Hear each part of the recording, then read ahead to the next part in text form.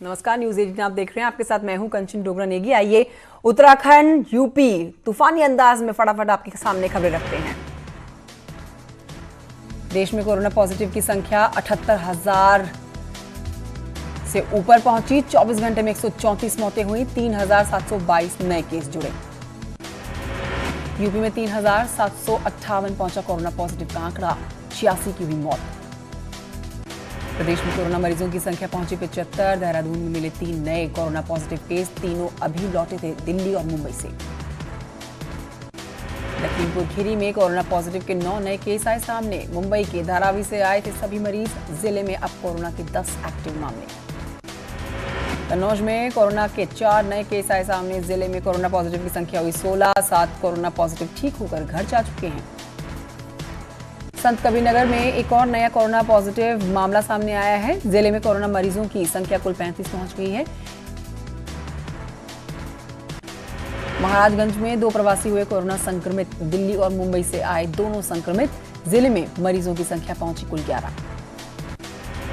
चंदौली में कोरोना संक्रमण का पहला मामला सामने आ चुका है। मुंबई से लौटे व्यक्ति की जांच रिपोर्ट कोरोना पॉजिटिव। संपर्क में आए व्यक्तियों की कॉन्टैक्ट ट्रेसिंग शुरू। एटा में राहत भरी खबर आई सामने। जनपद में 631 लोगों की कोरोना जांच रिपोर्ट्स नेगेटिव आई। लखनऊ में 6 कोरोना संक्रमितों की पुष्टि हो चुकी है। राजधानी में कोरोना संक्रमितों की कुल संख्या 282 पहुंची। अब तक राजधानी में 211 लोग ठीक होकर डिस्चार्ज हुए। गाजीपुर में कोरोना पॉजिटिव के 2 नए केस आए सामने। कोरोना मरीजों का इलाज जारी, भेजा गया इनको वाराणसी। जिले में अब तक मिल चुके हैं कुल 12 कोरोना के मरीज। दिल्ली में 7600 के पार पहुंची कोरोना के मरीजों की संख्या। अब तक 86 लोगों की मौत हुई। राजधानी में कोरोना का आतंक। दिल्ली पुलिस के 150 से अधिक स्टाफ संक्रमित। नई दिल्ली के डीएम ऑफिस में 8 लोग कोरोना पॉजिटिव। दफ्तर को सील किया गया। हरियाणा के सभी जिलों में पहुंचा कोरोना। झज्जर, रेवाड़ी, रोहतक में 3 नए मामले आए सामने। इंदौर में 131 हुए कोरोना संक्रमित। कुल मिलाकर 2223 पहुंचा आंकड़ा। एक और की मौत के साथ मृतकों की संख्या बढ़कर हो गई है 96। राजस्थान में कोरोना के 152 नए मामले। अकेले जयपुर में 49 और जालौर में 28 मामलों की पुष्टि की गई। राज्य में 4278 संक्रमण के मामले। महाराष्ट्र में लगातार 5वें दिन 1000 से ज्यादा केस सामने आए। 24 घंटे में सबसे ज्यादा 1946 मरीज ठीक भी हुए। गुजरात में कोरोना के मामले 9000 के पार पहुंचे। सिर्फ अहमदाबाद में ही 6645 हुए मरीज। मुंबई के धारावी में एक दिन में 66 लोगों की पॉजिटिव आई रिपोर्ट। 1000 से ज्यादा बीमार। बिहार में कोरोना के 65 नए मामले सामने आए। कुल केस बढ़कर हो गए हैं 944। ओडिशा में 73 नए मामलों की पुष्टि की गई है। कुल संक्रमितों की संख्या पहुंच गई 611। दुनिया भर में 43,42,000 कोरोना पॉजिटिव मामले। कोरोना से मौत का आंकड़ा पहुंचा 2,96,690। अमेरिका में कोरोना वायरस से अब तक 83,150 लोगों की मौत हुई। देश में 14,21,061 केस, लगभग 84,763 की हुई मौत। ब्रिटेन में भी कोरोना का कहर। वायरस से अब तक 33,263 लोगों की जान गई। वहीं स्पेन की बात करें तो यहां पर 27,104 और फ्रांस में 27,074 की मौत हुई। स्पेन में मरने वालों का आंकड़ा 27,000 के पार। टीम 11 के साथ सीएम योगी ने बैठक की है। केंद्र के राहत पैकेज और कामगारों को रोजगार देने की समीक्षा की गई है। छोटे कारोबारियों को लोन देने के मकसद से आज से लगेगा ऑनलाइन लोन मेला। पीएम केयर्स फंड में कोरोना से लड़ने के लिए 3100 करोड़ किए गए आवंटित। कोरोना वैक्सीन के विकास के लिए दिए गए 100 करोड़। एसी स्पेशल ट्रेन के बाद अब पटरी पर दौड़ेगी शताब्दी समेत कई एक्सप्रेस ट्रेनें। 15 मई से शुरू होगी बुकिंग और 22 मई से कर सकेंगे सफर। लिमिटेड वेटिंग टिकट भी मिलेंगी। त्रिवेंद्र कैबिनेट की बैठक में 4 प्रस्तावों पर लगी मोहर। कैबिनेट में बिजली बिल में छूट का प्रस्ताव सामने आया। ये पास हुआ। कमर्शियल कनेक्शन में फिक्स चार्ज में भी 3 महीने की छूट। ट्यूबवेल में 20,000 किसानों को मिलेगी छूट। शिक्षा विभाग में पदोन्नति का रास्ता साफ हो चुका है। 1949 पदों पर पदोन्नति के आदेश जारी।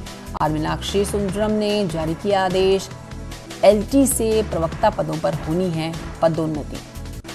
दिल्ली मेट्रो में कोविड प्रोटोकॉल के तहत मेंटेनेंस का काम शुरू हुआ है। सोशल डिस्टेंसिंग बनाए रखने के लिए मार्किंग की जा रही है। हालांकि मेट्रो का संचालन कब से शुरू होगा, फिलहाल इसकी जानकारी नहीं।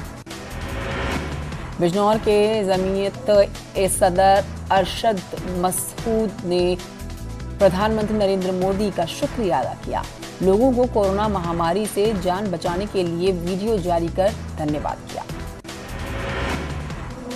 खटीमा लौट रहे प्रवासियों का सिलसिला जारी है। प्रशासन ने इंडो नेपाल में लगे हुए गांव में भी अलर्ट जारी किया। बॉर्डर से लगे हुए गांव में आ रहे लोगों से एसएसबी सख्ती से पूछताछ कर रही है।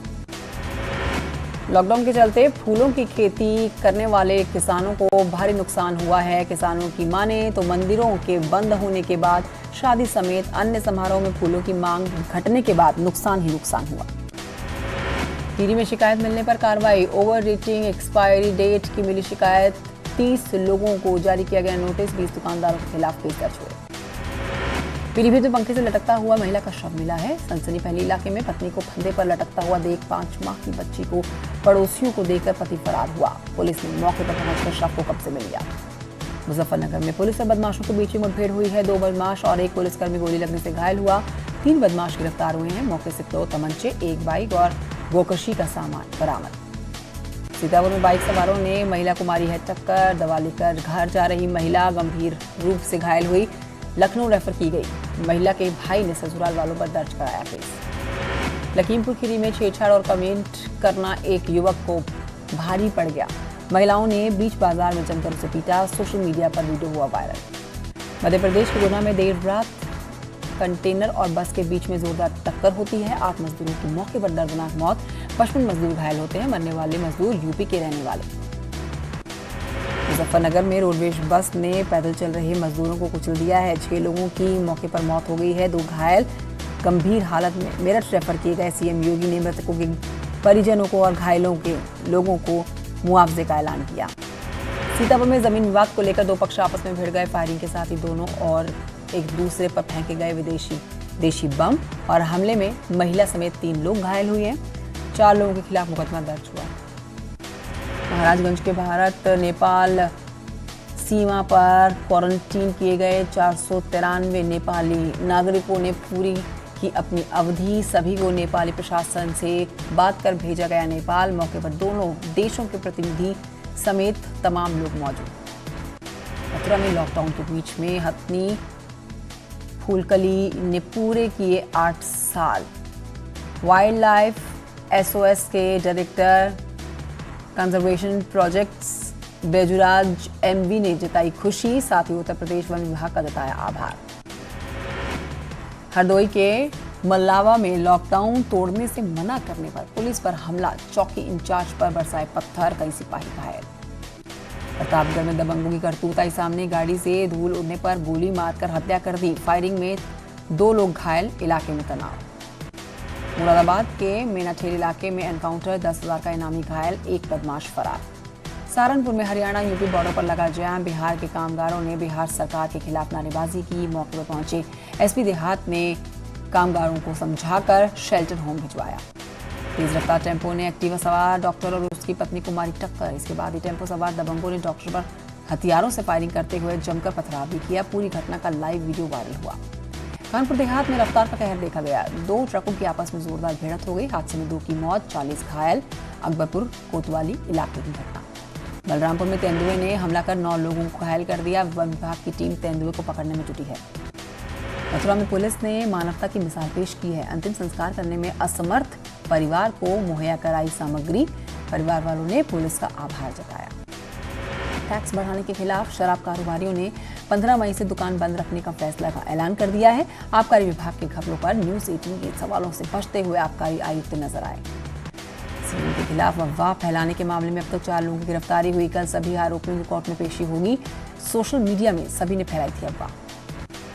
बद्रीनाथ के कपाट खोलने को लेकर अंतिम चरण में तैयारी। बद्रीनाथ के लिए शंकराचार्य की गद्दी तेल कलश के साथ रवाना हुई रावल। 15 मई को सुबह 4:30 पर खुलेगी कपाट। मेरठ में कंप्लीट लॉकडाउन, सिर्फ दवा और दूध दुकानें इनकी खुली रहने वाली हैं। इसके अलावा पेट्रोल पंप और बैंक छोड़कर सब कुछ बंद रहने वाला है। चित्रकूट के डीएम ऑफिस में तैनात होमगार्डों का चरखा दर्द, कहा विभाग की ओर से उन्हें ना तो मास्क मिल रहे हैं और ना ही सैनिटाइजर। एटा के डीएम का अनोखा फरमान, दूसरे जिले में अप डाउन किया तो खैर नहीं, केस दर्ज कर की गई कानूनी कार्रवाई। लुधियाना से 1500 श्रमिक लौटे घर, स्टेशन पर की गई थर्मल स्क्रीनिंग, बसों के जरिए क्वारंटाइन सेंटर भेजा गया। महाराष्ट्र के बीच शहर में लॉकडाउन के दौरान अनोखी शादी देखी गई है। पुलिस को साक्षी मानकर शादी की गई, सोशल डिस्टेंसिंग का पूरा ध्यान रखा। हमीरपुर में बीजेपी नगर अध्यक्ष का एक फिल्मी वीडियो वायरल हुआ है।